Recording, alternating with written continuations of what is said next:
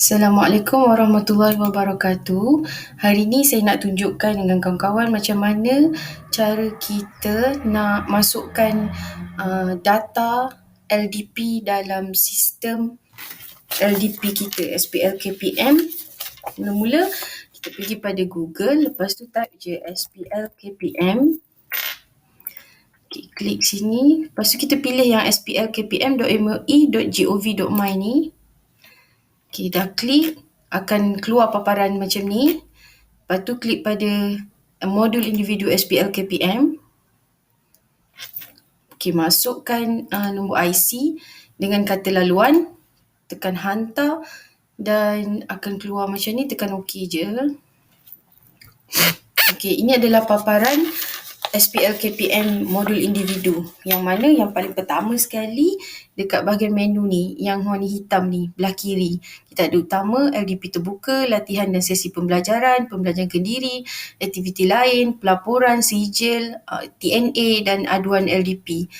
So hari ni saya nak terangkan tentang macam mana nak isi LDP kita dalam sistem individu ni. Okay, yang pertama, utama ni adalah paparan depan.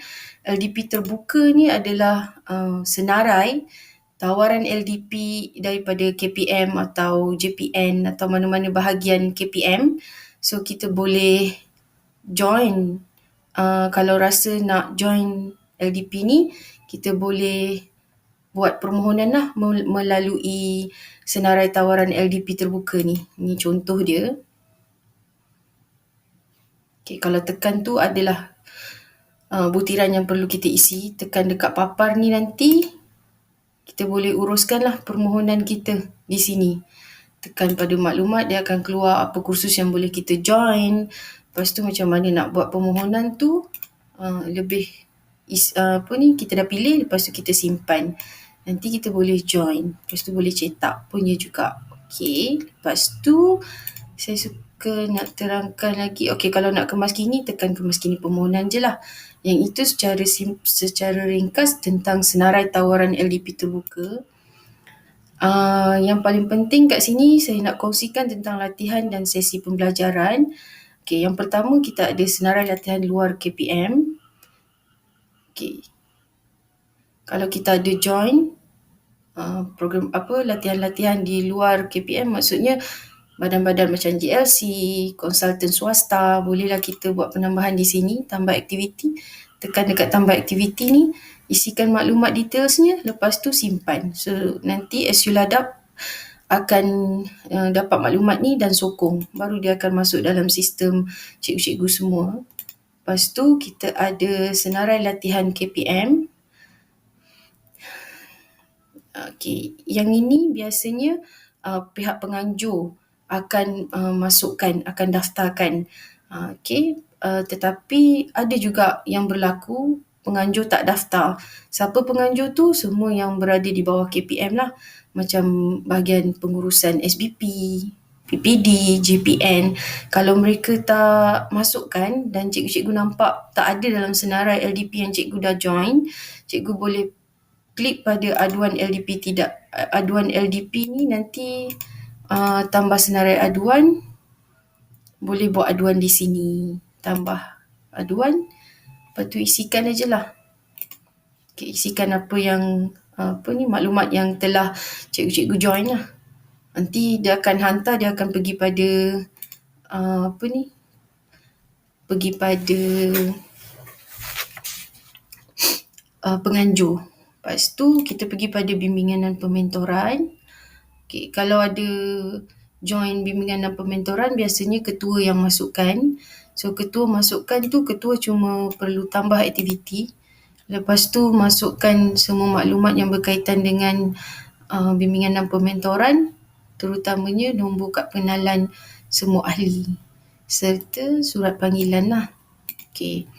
Nanti kalau SULDP dah sahkan, nama-nama ahli lain akan tercatat dalam modul individu masing-masing. Okey, ini yang kendiri. Sama juga, yang tadi grouping, yang ini kendiri. Okey. Okey, seterusnya kita pergi pada pembelajaran kendiri. Ada 2 komponen lah, senarai pembelajaran kendiri. Okey, kita tengok apa yang ada kat sini. Ada dua komponen, iaitu e-pembelajaran dengan pembacaan buku. Macam yang sebelum-sebelum ni lah. Kalau kita ada join e-pembelajaran, kita boleh buat tambah aktiviti kat sini, isi maklumat dan simpan. Maka nanti SULDP akan sokong, baru masuk dalam sistem individu masing-masing. Lepas tu kita ada pembacaan buku macam biasa. Kalau ada buat pembacaan buku, boleh masukkan dalam sistem individu masing-masing, isikan maklumat buku yang telah dibaca, dan yang paling penting download borang sinopsis individu ni. Lepas tu isikan, tanda tangan dan sahkan dengan ketua jabatan. Kemudian serahkan kepada SULDP untuk dimasukkan ke dalam fail. Okey, seterusnya kita ada juga webinar. Webinar ni biasanya dah ada senarai dekat dalam ni. Kita tengok.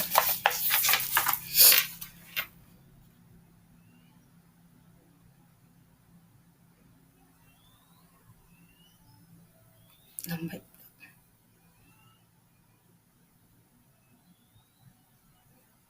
Okay, kalau kita nak join apa-apa webinar, boleh klik je untuk sertai. Klik kat sini, klik kat sini, klik kat sini, lepas tu kemas kini status. Dia akan masuk dalam sistem SPL KPM dan tunggu sokongan SU Ladap, baru masuk dalam sistem individu masing-masing. Okay, kalau aktiviti lain di bahagian PPB, PPB ni apa? Pembangunan profesionalisme berterusan. Okey, apa elemen dia yang ada? Kalau cikgu ada buat penyelidikan, ada buat penulisan, ada program sangkutan, sumbangan, inovasi, peningkatan akademik, masukkan dekat menu ni. Ni buat tambahan aja. Kalau ada buat penyelidikan, tambah kat sini. Buat peringkat mana? Kalau peringkat sekolah, masukkan peringkat sekolah. Kalau bukan peringkat sekolah, peringkat lagi tinggi, universiti atau sebagainya, boleh masukkan peringkat tu kat situ. Ataupun ada buat penulisan pengkaryaan, sama juga. Masukkan juga peringkat-peringkatnya. Kalau ada buat peringkat sekolah pun boleh masuk, JPN ke PPD atau antarabangsa pun boleh masukkan. Begitu juga dengan program sangkutan. Sumbangan pun sama, kalau ada jadi FESI ke, atau ada jadi JU, atau ada jawatan-jawatan tertentu, naib pengerusi ke, pun boleh masukkan kat sini. Ataupun ada buat inovasi, peringkat sekolah pun boleh masuk, peringkat PPD atau hingga peringkat antarabangsa pun boleh masukkan kat sini. Begitu juga dengan peningkatan akademik. Kesemua PBB ni ada dia punya mata kredit dia sendiri. Okey, nanti saya terangkan bab mata kredit tu. Okey, lepas tu kita ada PLC, Professional Learning Community, yang mana biasa kita lakukan dalam panitia dan secara kelompok atau secara individu.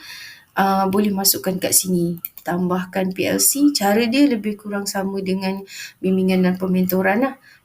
Ketua masukkan, lepas tu nanti masukkan IC. Ada IC. Masukkan nama kumpulan, jenis PLC, tempoh semua, lepas tu simpan, akan masuk dalam sistem SU, nanti SU akan sokong, lepas tu baru masuk dalam sistem masing-masing lah. Lepas tu kita ada PLC kendiri tadi secara sendiri, lepas tu kita ada button pelaporan, which is dalam sini ada semua pelaporan LDP kita mengikut tahun. Ini tahun 2020. Kita boleh pilih kat sini tahun berapa kita nak papar, lepas tu nanti akan keluarlah semua aktiviti yang kita dah key in dalam SPL KPM kita. Okay. Begitu juga dengan mata kredit. Sama. Semua tercatat dekat dalam ni. Mata kredit. Lepas tu sama juga sijil ladap ni. Okey, sijil ladap. Saya klik sijil ladap. Sijil ladap ni sebenarnya adalah sijil yang di-generate oleh penganjur. Maksudnya macam contohnya kita menyertai macam ni kursus profesionalisme anjuran SBP. So pihak penganjur SBP akan daftarkan kursus ni dalam SPL KPM. Biasanya kita yang scan barcode semua tu dia akan masuk secara automatik, dan bila dia menyediakan sijil maka kita boleh generate sijil tu sendiri dan kita boleh print sijil tu. Macam ni contohnya sijil grafologi ni, hari tu ada kaunselor dia buat program, so ni saya dah boleh print. So simpan sendiri. So pihak penganjur tak payahlah nak keluarkan sijil yang hard copy. Itu contohnya lah. Ni sijil penghargaan ladap ni yang setiap tahun SULDP akan print dan dapatkan tanda tangan pengetua, kemudian salinannya SU ladap simpan, kemudian yang original tu diberikan kepada rakan-rakan guru semualah. Okey, ini sama juga sijil mata kredit pun sama, boleh di print lah untuk setiap tahun yang ada dalam sistem. Kemudian kita beralih kepada analisis keperluan latihan TNA. TNA ni sangat penting ya kawan-kawan semua, kena isi setiap tahun. Mesti dikemaskini, wajib dikemaskini. Siapa yang tak kemaskini, pihak dashboard atau KPM akan boleh tahu tu yang datang nanti. Mereka boleh memberi peringatan melalui surat. Tapi untuk tindakan awal biasanya mereka akan beri peringatan kepada SU ladap lah, untuk memberi peringatan kepada rakan-rakan. Okey, untuk tahun 2021 diminta rakan-rakan untuk buka sistem dan buat kemaskini TNA ni segeralah. Kalau boleh dalam bulan 1, bulan 2 tu dah settle. Klik balik semula apa keperluan ladap yang kawan-kawan perlukan, kemudian tekan hantar dan dia akan terkemaskini mengikut tarikh yang yang kawan-kawan tekan hantar tu lah. Okey, itu berkaitan dengan TNA. TNA tu nanti SU ladap akan buat analisis, dan sepatutnya daripada TNA itulah nanti kita akan rangkakan program-program ladap yang perlu dijalankan di sekolah berdasarkan TNA tadilah. Itu adalah program, biasanya program-program ladap anjuran sekolah dilakukan based on TNA ni punya analisis. Okey, yang pasal aduan ladap tadi saya dah terangkan. Okey, saya suka nak sambung saya punya perkongsian ni pergi pada pelaporan mata kredit. Okey, kita tengok kat sini. Pelaporan mata kredit ni ada 13 komponen. 13 komponen. Saya pergi pada satu-satu.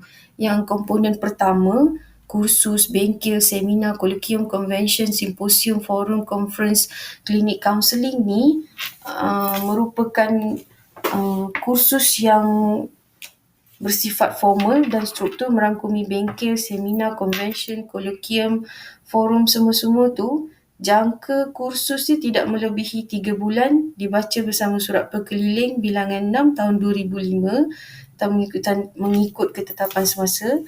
Lepas tu macam mana cara dia kira? 1 jam bersamaan 1 mata kredit. Mata kredit maksimum setahun ialah 15 mata kredit. 2 mata kredit tambahan diberikan bagi usahakan diri yang dihadiri dengan kebenaran ketua jabatan atau luar waktu tugas rasmi. Fesi, penceramah atau panel diberi 2 mata kredit tambahan untuk kali pertama dan tidak untuk kali yang seterusnya. Okey, kalau wacana ilmu tu, dia ada komponen kedua, wacana ilmu. Wacana ilmu ni pun sama. Dia merujuk kepada perbincangan atau pertukaran idea secara lisan, merangkumi sesi dialog, taklimat, perhimpunan, mingguan atau bulanan. Aktiviti ini boleh diikut di peringkat organisasi, negeri, kebangsaan atau antarabangsa. Kaedah dia beri mata kredit adalah jumlah Peserta wacana mendapat 1 mata kredit untuk setiap jam program. Penceramah, versi atau panel diberi 2 mata kredit tambahan. Tiada mata kredit bagi penceramah, versi panel untuk sesi ceramah yang sama. Jumlah mata kredit maksimum ialah 15 mata kredit. Setiap 6 jam pembelajaran bersamaan 1 hari berkursus. Okey, itu tentang wacana ilmu. Komponen 1, kursus dengan wacana ni, mata kredit maksimum dia adalah 15 mata kredit. So 15 campur 15, 30. Tak cukup lagi untuk 42 mata kredit. So kita pergi pada bimbingan dan pementoran. Apa tu pembimbingan dan pementoran? Ialah proses bimbingan berterusan yang melibatkan interaksi dan pembelajaran dua hala antara pembimbing dengan yang dibimbing berkaitan dengan tugas yang ditanggungjawabkan. Mata kredit diberikan pada setiap jumlah jam sesi bimbingan pementoran. Jumlah mata kredit maksimum setahun ialah 10 mata kredit. Okay. Lepas tu kita pergi pada peningkatan akademik. Peningkatan akademik ni program yang merujuk kepada peringkat sijil atau sijil lanjutan profesional, diploma, diploma lanjutan, ijazah sarjana muda, sarjana dan doktor falsafah secara sepenuh masa atau sambilan sama ada di dalam atau di luar negara. Macam mana mata kredit dikira? Mata kredit diberi selepas mendapat sijil, diploma, ijazah, PhD secara one-off pada tahun penganugerahan. Okey, dia punya pemberat mata kredit dia, kalau sijil 4 mata kredit, diploma 8 mata kredit, ijazah sarjana 12 mata kredit, sarjana 16 mata kredit, PhD 20 mata kredit. 2 mata kredit tambahan bagi inisiatif kendiri. Maksudnya kalau kita pergi untuk dapatkan sijil NLP secara sendiri, bayar sendiri, yang itu sijil tadi 4 mata kredit, so kita akan dapat lagi 2 mata kredit untuk inisiatif tambahan. Okey, itu untuk peningkatan akademik. Seterusnya kita pergi pada PLC. PLC tu Professional Learning Community, yang merujuk kepada sekumpulan guru yang bertemu secara kerap, berkongsi pengalaman dan kepakaran untuk meningkatkan kemahiran pengajaran dalam usaha meningkatkan pencapaian pelajar. Macam mana mata kredit diberi? 5 mata kredit bagi setiap amalan terbaik yang dihasilkan dan dikongsi bersama. Jumlah mata kredit maksimum setahun ialah 20 mata kredit. Itu berkaitan dengan PLC. Okey, kita pergi pada komponen 6, e-pembelajaran. E-pembelajaran.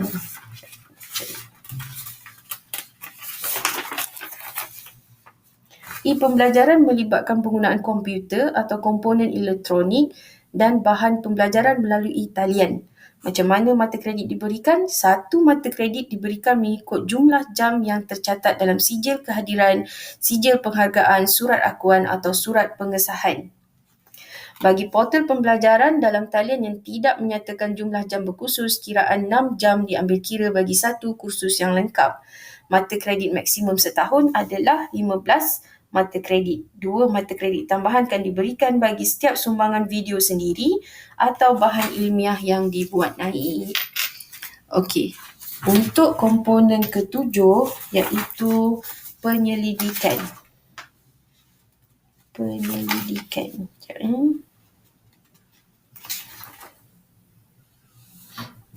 Penyelidikan. Kalau kita klik tepi ni, kita boleh nampak. Oh, ni tak ada apa. Penyelidikan ni, PPP digalakkan untuk menjalankan penyelidikan atau kajian tindakan bagi meningkatkan amalan pengurusan PDPC. Aktiviti ini dapat memantapkan pentadbiran atau menyelesaikan masalah pembelajaran murid. Jumlah mata kredit maksimum 20 mata kredit. Satu penyelidikan lengkap ialah 10 mata kredit. Okey, seterusnya penulisan pengkaryaan kreatif, aktiviti untuk merekodkan pengalaman, amalan terbaik, kepakaran, idea baru, inovasi, hasil penyelidikan dan sebagainya secara bertulis sama ada dalam bentuk buku, jurnal atau artikel dalam terbitan berkala atau pengkaryaan kreatif. Kaedah pemberian mata dia, kalau satu buku yang lengkap diterbitkan adalah 20 mata kredit, jumlah mata kredit maksimum setahun 20 mata kredit. Mesti disertakan bukti seperti buku yang diterbitkan, artikel jurnal artikel yang diterbitkan 10 mata kredit, buletin yang diterbitkan 10 mata kredit, penulisan modul yang lengkap 10 mata kredit, pengkaryaan seni kreatif visual 10 mata kredit. Begitulah mata-mata kredit untuk penulisan dan pengkaryaan. Okey, kita pergi pada komponen ke-9, lawatan penanda aras. Kalau lawatan penanda aras ni,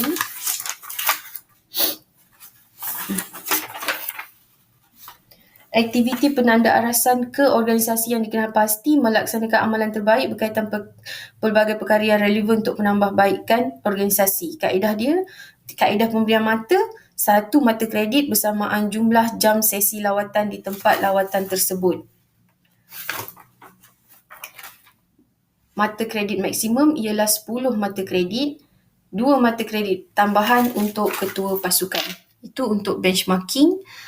Benchmarking ni yang boleh isi adalah SU Ladap. So kalau buat lawatan penanda aras panitia ke atau bahagian-bahagian unit-unit tertentu dalam sekolah, boleh beritahu pada SU Ladap supaya SU Ladap boleh masukkan dalam sistem supaya dia masuk dalam sistem individu.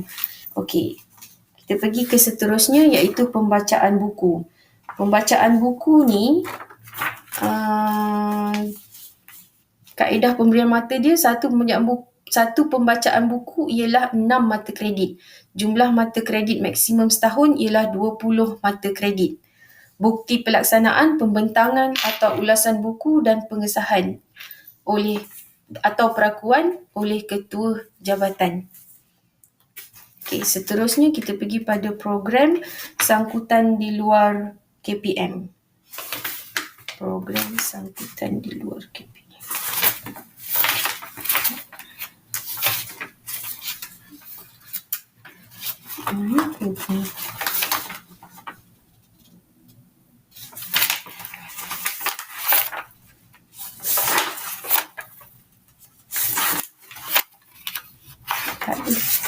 Program sangkutan di luar KPM.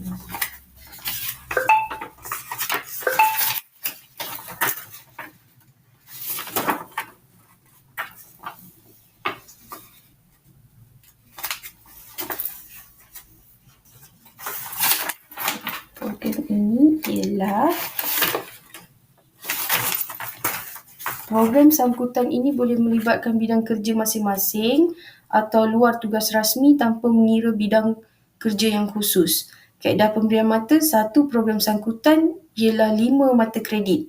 Jumlah mata kredit maksimum setahun 10 mata kredit. Bukti pelaksanaan, surat tawaran program sangkutan, surat arahan pengesahan, perakuan ketua jabatan atau pegawai yang diberi tanggungjawab. Okay, sumbangan lain dalam bentuk profesional ni adalah aktiviti atau program tugasan yang dilaksanakan disertakan oleh PPP di luar bidang tugas hakiki.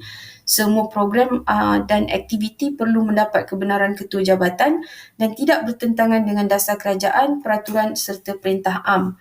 Kaedah pemberian mata, 1 sumbangan ialah 5 mata kredit, 2 mata kredit tambahan akan diberikan bagi setiap sumbangan sebagai ketua atau penyelia. Jumlah mata kredit maksimum setahun ialah 10 mata kredit. Dan yang terakhir iaitu inovasi. Inovasi dalam perkhidmatan awam adalah hasil cetusan idea yang kreatif dan inovatif dalam mana-mana aspek kerja yang dapat meningkatkan kualiti dan produktiviti organisasi. Cara pengiraan mata kredit ialah 1 inovasi yang dihasilkan bersamaan 20 mata kredit, 2 mata kredit tambahan untuk ketua pasukan, fesi, mentor, konsultan atau penyelaras. Jumlah mata kredit maksimum ialah 20 mata kredit. Buktinya, laporan, anugerah, sijil penghargaan, sijil penyertaan, pengesahan ketua jabatan. Okey, itu sahaja penerangan saya tentang ladap dan mata kredit. Harap dapat membantu kawan-kawan untuk lebih memahami bagaimana untuk memenuhi dan mengisi ladap kita dalam sistem SPL KPM. Okey, itu saja. Sekian. Terima kasih.